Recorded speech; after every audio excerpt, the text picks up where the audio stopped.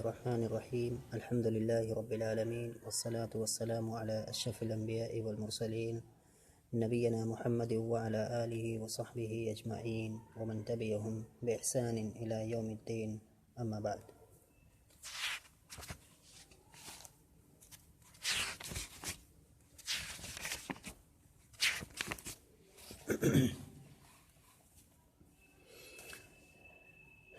پچھلے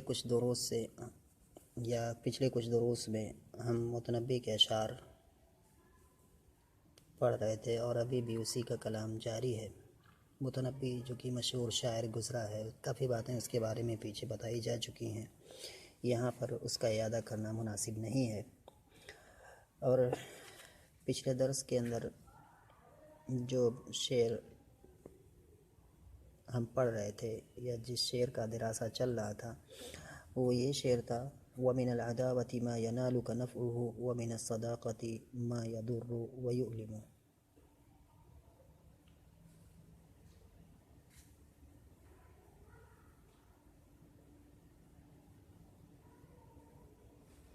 یا اس سے پہلے کچھ لائنیں تھیں، یہ والی لائن تھی: ذو العقل یشقی فی النعیم بعقلہ واخو الجہالۃ فی الشقاوۃ ینعم. اس کے بعد شاعر جو آگے کہہ رہا ہے، اور یہ جو اشعار ہیں ومن حکمہ، جیسا کہ یہاں پر لکھا ہوا ہے کہ اس کی حکمتوں میں سے ہیں. اور حکمت کیا ہوتی ہے؟ حکمت وہ بات ہوتی ہے جس بات کو آدمی اپنے تجربے کی روشنی میں مختصر الفاظ میں بیان کرتا ہے، چاہے وہ شعر کی صورت میں ہو یا نثر کی صورت میں ہو، اس کو حکمت کہتے ہیں. اور حکمت یعنی گویا کہ آدمی زندگی میں اپنے الگ الگ تجربات سے گزر چکا ہوتا ہے اور انہیں تجربات کو مختصر الفاظ میں بیان کرتا ہے لوگوں کے لیے، تاکہ جس پریشانی میں وہ واقع ہوا ہے اس پریشانی میں اور لوگ کیا ہے نا واقع ہوں، اس سے بچ سکیں. تو اسی کو حکمت کہتے ہیں. اور اسی کے حکمت والے اشعار جو ہیں ان میں سے یہ شعر ہے. پچھلا جو شعر تھا جس کو ہم نے پڑھا تھا یہ تھا: ذو العقل یشقی فی النعیم بعقلہ واخو الجہالۃ فی الشقاوۃ ینعم. آگے پھر اور شاعر کہہ رہا ہے: لا یسلم الشرف الرفیع من الاذی حتی یراق علی جوانبہ الدم والظلم من شیم النفوس فإن تجد ذا عفة فلعلة لا يظلم ومن البلیة عزل من لا يرعوی عن جهله وخطاب من لا يفهم ومن العداوة ما ينالك نفعه ومن الصداقة ما يضر ويؤلم.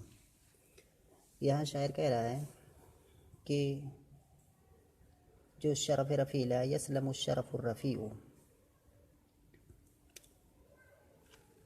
بلند و بالا شرف محفوظ نہیں رہ سکتا ہے اذی سے، تکلیفوں سے، دست درازیوں سے، یہاں تک کہ اس کے ارد گرد خون کو نہ بہا دیا جائے. یا ویسے ہم کہیں کہ اونچی عزت محفوظ نہیں رہتی ہے من الاذی، دست درازیوں سے، لوگوں کی دست درازیوں سے، یہاں تک کہ اس اونچی عزت کے آس پاس خون کو بہا دیا جائے. اراقہ یوریقو کے معنی ہوتا ہے بہانا، اور یوراقہ جو ہے اس کا جو فعل، اس کا جو نائب فاعل ہے وہ یہاں پر ہوگا الدم. تو حتی یراق علی جوان، جانب کے معنی ہوتا ہے کنارہ جمع جوانب، حتی یراق علی جوانبہ الدم. تو یہاں پر شاعر کہنا کیا چاہ رہا ہے اس شعر کے اندر؟ اس شعر کے اندر یہ کہنا چاہ رہا ہے کہ کوئی بھی کسی کے پاس عزت ہوتی ہے یا کوئی بھی اچھی چیز ہوتی ہے تو اس کی حفاظت آسان نہیں ہوتی ہے، بلکہ اس کے لیے کافی کچھ قربانیاں دینی پڑتی ہیں، تب جا کر کے وہ چیز محفوظ رہتی ہے. تو اسی چیز کو یہاں پر شاعر نے اس شعر کے اندر کہ آدمی کی جو عزت ہے اس عزت کو بچانے کے لیے بہت کچھ کرنا پڑتا ہے. لا یسلم الشرف الرفیع من الاذی حتی یراق علی جوانبہ الدم. بلند و بالا عزت محفوظ نہیں رہتی ہے یا محفوظ نہیں رہ سکتی ہے تکلیف سے، یعنی کہ لوگوں کی دست درازیوں سے، یہاں تک کہ اس بلند و بالا عزت کے آس پاس خون کو بہا دیا جائے. خون کو بہانا مراد کیا ہے کہ اس عزت پر جو بھی ہاتھ ڈال رہا ہے، جو بھی دسترازی کرنے آ رہا ہے تو اس کو اس سے روکا جائے، اگر وہ مان نہیں رہا ہے تو اس سے جنگ کیا جائے، قتال کیا جائے، اور جب یہ کام کیا جائے گا تبھی عزت محفوظ رہ سکتی ہے۔ یعنی کہ جو عزت ہے کافی بڑی چیز ہے، اہم چیز ہے، اس کو بچانے کے لیے آدمی کو کافی قربانیاں دینی پڑتی ہیں، اور اگر ایسا کرنا پڑے تو بھی آدمی کو کرنا چاہیے اس کو جو ہے بچانے کے لیے۔ اس کے بعد پھر شاعر آگے کہہ رہا ہے یہ سب حکمت والی چیزیں ہیں جس کو شاعر نے اپنی زندگی میں دیکھی ہیں، جھیلی ہیں، سمجھی ہیں تجربات کی روشنی میں۔ آگے شاعر کہہ رہا ہے وَالظُّلْمُ مِنْ شِيَمِ النُّفُوسِ فَإِنْ تَجِدْ ذَا عِفَّةٍ فَلِعِلَّةٍ لَا يَظْلِمُ۔ یہاں پر بھی شاعر نے کہہ رہا ہے جیسا اس کو تجربہ رہا ہو سکتا ہے اس کو معلوم رہا ہو کہ ظلم کرنا، ظلم یظلم معنی ہوتا ہے ظلم کرنا، مصدر ہے یہ، والظلم من شیم النفوس، شیم جمع ہے، اس کا واحد ہے شیمتن، بہت ساری جمع اس وزن پر آتی ہیں، جیسے قیمتن کی جمع قیم، دیمتن کی جمع دیم، حکمتن کی جمع حکم، بہت ساری جمع آتی ہیں۔ اور شیمتن کا معنی ہوتا ہے عادت، تو شیم معنی ہو گیا عادت ہے۔ والظلم من شیم النفوس، نفس کے معنی جان، جمع نفوس، مراد یہاں پر لوگ ہیں، صاحب جان، جان والے مراد ہیں۔ تو والظلم من شیم النفوس، اور ظلم کرنا لوگوں کی عادتوں میں سے ہے۔ کہ شاعر کا نظریہ کیا ہے، کہنے کہ ظلم کرنا یہ انسان کی فطرت میں ہے، لوگوں کی فطرت میں ہے دوسرے پر ظلم کرنا۔ اچھا، پھر اگر کہیں پر کوئی شخص ہمیں دکھتا ہے جو مطلب ظلم نہیں کرتا ہے، بظاہر ہمیں پاک دامن دکھتا ہے، اچھا دکھتا ہے، پرہیزگار دکھتا ہے، تو پھر کیا کہیں گے اس کو؟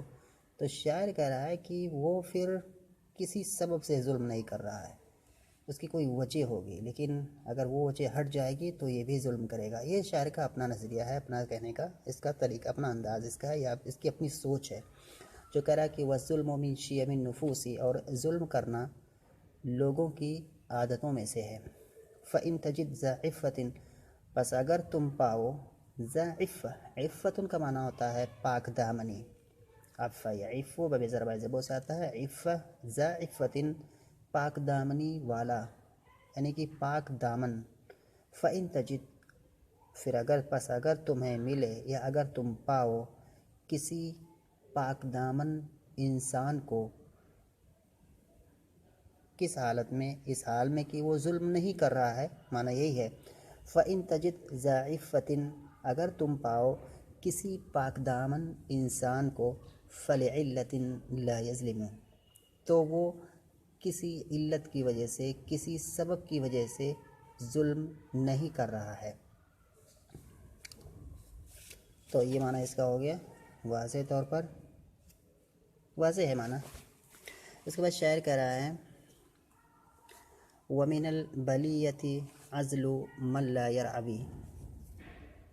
عَنْ جَهْلِهِ وَخِطَابُ مَنْ لَا يَفْهَمُ۔ بلیۃ کا معنی مصیبت، جمع بلایا۔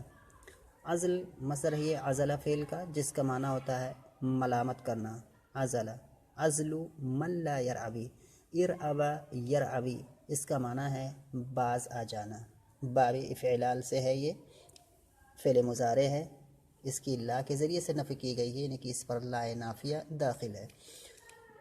لا یرعبی ای، یعنی کہ اس کا معنی ہے کہ لا یرعبی ای لا یمتنع، ومن البلیۃ، اور مصیبت میں سے ہے ملامت کرنا اس آدمی کو جو آدمی باز نہیں آتا ہے، کس سے؟ اپنی جہالت سے۔ وخطاب من لا یفہم، اور بات کرنا یا مخاطب کرنا اس انسان کو جو انسان سمجھتا ہی نہ ہو، یہ بہت بڑی مصیبت ہے۔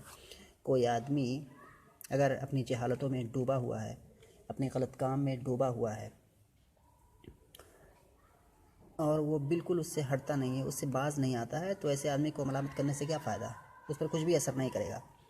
اور اگر آدمی کوئی ایسا ملامت کرتا ہے تو یہ کہ مصیبت ہے، کیا فائدہ اس کا؟ کچھ ملے گا؟ کچھ نہیں ملنے والا ہے۔ جو آدمی اپنی جہالت میں ڈوبا ہوا ہے اور اس سے وہ باز نہیں آتا ہے، اس پر اصرار کرتا ہے، تو ایسے آدمی کو ملامت کرنا اپنے آپ کو ہی پریشان کرنا ہے۔ تو اسی کو شاعر کہہ رہا ہے، اور کہہ رہا ہے کہ ایسے ہی جو آدمی کسی چیز کو سمجھنے کا ارادہ ہی نہ کرے، کسی چیز کو سمجھنا ہی نہ چاہے، ہم اس کو سمجھانے کی کوشش کریں، اس سے بات کریں، تو اس کا بھی کوئی فائدہ نہیں ہے۔ یہ بھی کیا ہے، مصیبت ہی میں، اپنے آپ کو مصیبت ہی میں ڈالنا ہے، اپنے آپ کو پریشان کرنا ہی ہے اور کچھ بھی نہیں ہے۔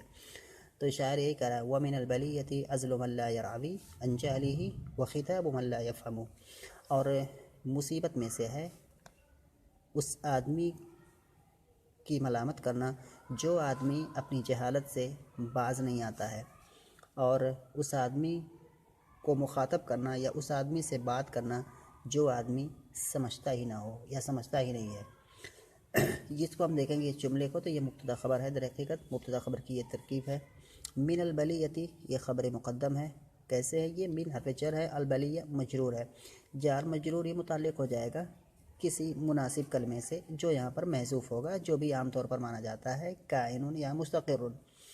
اس کے بعد ازل یہاں پر یہ مضاف ہے، اور ساتھ میں یہ مبتدا بھی ہے، مبتدا مؤخر ہے اور مبتدا مرفوع ہوتا ہے، اسی وجہ سے ازل یہ بھی مرفوع ہے۔ تو ازل کے رفع ہونے کا جو سبب ہے، اس کا جو وجہ ہے وہ یہ کہ یہ مبتدا مؤخر ہے، مبتدا واقع ہے، اور ساتھ میں یہ مضاف ہے، اور اس کے بعد من اسم موصول ہے، لا یرعوی عن جہلہ، یہ پورا جملہ یہاں پر دکھ رہا ہے، یہ جملہ اسی اسم موصول کا صلہ ہے، اور موصول اور صلہ، موصول چونکہ یہ مضاف الیہ ہے، فی محل جر ہے، من اس میں موصول ہے، مبنی علی السکون ہے، فی محل جر ہے، اور کیونکہ یہ مضاف الیہ ہے، ازل و مضاف اور من اس میں موصول مضاف الیہ، اور لا یرعوی عن جہلہ یہ تابع ہے اسی من کے، یہ صلہ ہے من اس میں موصول کا، اور اس جملے صلہ کا کوئی بھی اعراب نہیں ہے، اس کا کوئی بھی محل اعراب نہیں ہوتا ہے،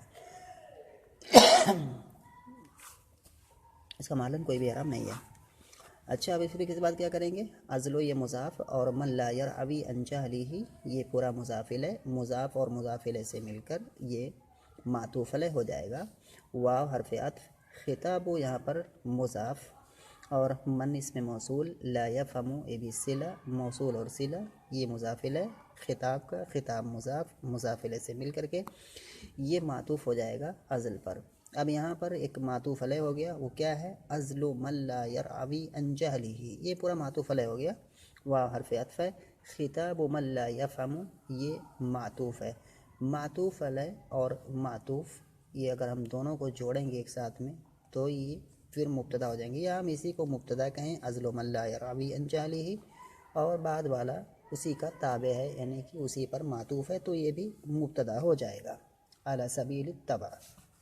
تو اس طرح سے یہ پورا کیا ہو گیا، مبتدا اور خبر کی ترکیب ہو گئی۔ اس کے بعد کہہ رہے ہیں شاعر وَمِنَ الْعَدَاوَةِ مَا يَنَالُكَ نَفْعُهُ وَمِنَ الصَّدَاقَةِ مَا يَضُرُّ وَيُعْلِنُ۔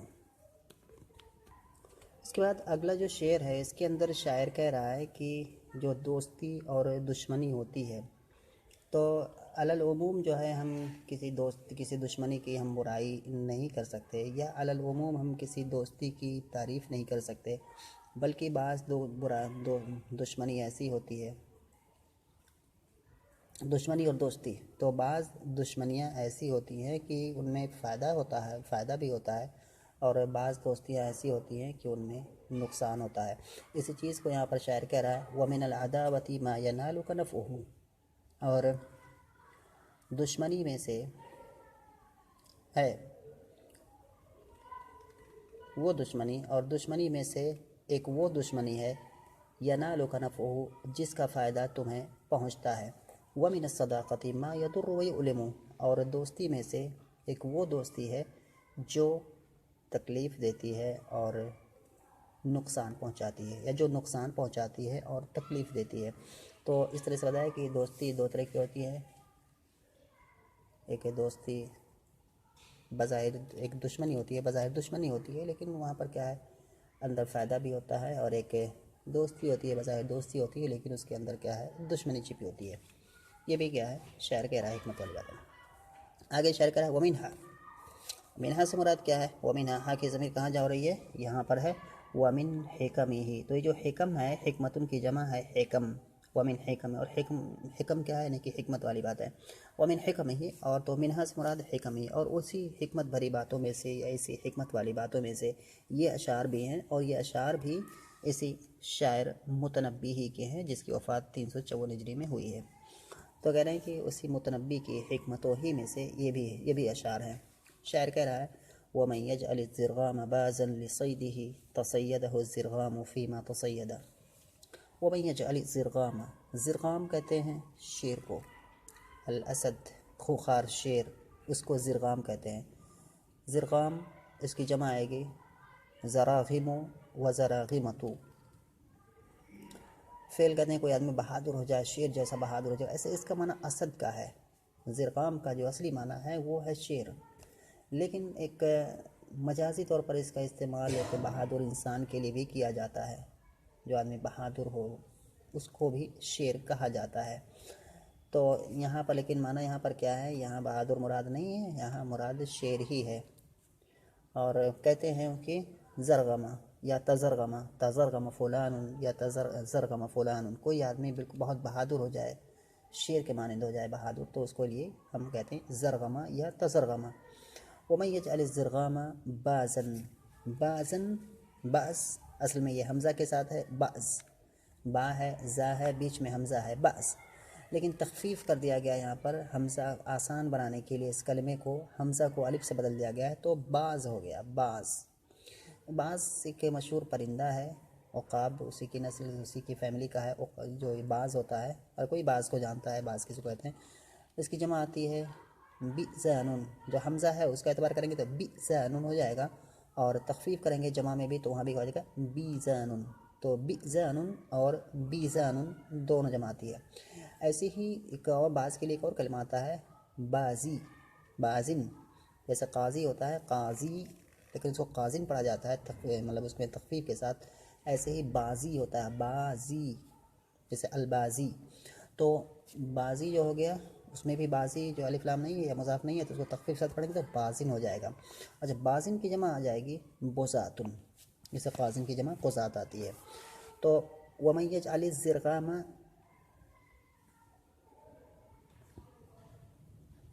بازن لصیدی، صید کے معنی ہو جائے گا شکار، صاد یصید صیدن، شکار کرنا، مصدر ہے یہ۔ تصید، یہاں بھی تصیدہ کا معنی ہے شکار کرنا، تصید یتصید، تصیدہ الزرغام فیما تصیدہ۔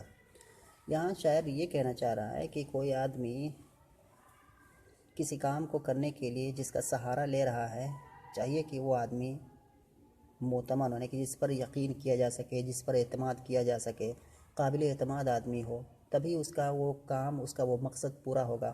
اگر کوئی کسی کام کو انجام دینے کے لیے کسی ایسے آدمی کا سہارا لیا جا رہا ہے جو آدمی کمینہ ہو، جو آدمی کیا ہے اسے غداری کرے یا جس کی صفت میں غداری کرنا ہو، تو ایسے آدمی کی مدد اگر لیتا ہے کوئی آدمی اپنے کام کو انجام دینے میں، تو اس کا کام کبھی بھی پورا نہیں ہو سکتا ہے، بلکہ اس آدمی کی جانب سے اس کو پریشانیاں ہی پریشانیاں لاحق ہوں گی۔ تو یہاں پر اسی معنی کو جو ہے شاعر بیان کرنے کی کوشش کر رہا ہے، کہہ رہا ہے وَمَن يَجْعَلِ الزِّرْغَامَ بَازًا لِصَيْدِهِ، اور جو شخص شیر کو بنائے گا اپنے شکار کے لیے، باز اصل میں کیا ہوتا ہے کہ مطلب وہ باز کے ذریعے سے کیا ہے شکار کرتے تھے، باز یا عقاب ہے بہت ہی زبردست، اس کے بارے میں اگر جانا تو بہت ہی زبردست یہ کیا ہے پرندہ ہے، شکاری پرندہ ہے، اس کو چھوڑا جاتا ہے، اس کو پالا جاتا ہے، پالنے کے بعد اس کو جنگل میں لے جایا جاتا ہے، اس کو چھوڑا جاتا ہے اور یہ شکار کے پاس جا کے اس کے اوپر ٹوٹ پڑتا ہے، جیسے ہرن ہے یا اس طرح کی بہت ساری چیزیں، یا بہت سارے بڑے بڑے، اپنے قد اس کا چھوٹا ہوتا ہے لیکن یہ بڑے بڑے جانوروں کو پکڑ لیتا ہے، ان کو چلنے نہیں دیتا ہے، تو یہ باز کی فطرت ہوتی ہے، تو اس کو شکار کے لیے استعمال کیا جاتا ہے، جو اوپر سے اچانک گرتا ہے شکار کے اوپر۔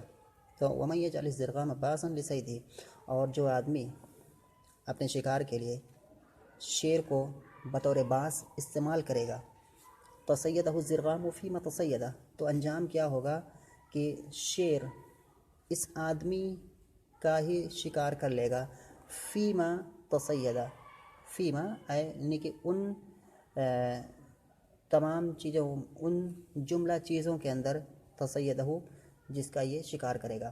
تو ایک آدمی اگر شیر کو کیا ہے اپنے شکار کرنے کا ذریعہ بنائے گا، شیر کو شکار کرنے کا ذریعہ بنائے گا، تو شیر کیا ہے جس چیز کو شکار کرنے کے لیے بھیجا ہے اس کو تو شکار کرے گا ہی، ساتھ میں یہ جو آدمی ہے جس نے کیا ہے اس شیر کو جو ہے شکار کرنے کے لیے بھیجا، اس آدمی کا بھی وہ شکار کر لے گا، کیونکہ اس کی فطرت ہی میں ہے کہ آدمیوں کو کھا جانا، آدمیوں کو مار دینا، آدمیوں کو جو بھی شکار کر لینا، تو جانوروں کا بھی شکار کرے گا اور آدمیوں کا بھی شکار کر دے گا. یہ شیر کا نیچر ہے، اس کی فطرت ہے. تو یہ شاعر کہہ رہا ہے کہ جو آدمی شیر کو اپنے شکار کے لیے باز کے طور پر استعمال کرے گا تو شیر اس آدمی کا بھی شکار کر لے گا فیما تصیدہ، ان جملہ چیزوں کے اندر جن کا وہ شکار کرے گا. اسی پر اکتفا کرتے ہیں اور انشاءاللہ پھر اگلے درس میں اور چیزیں پڑھیں.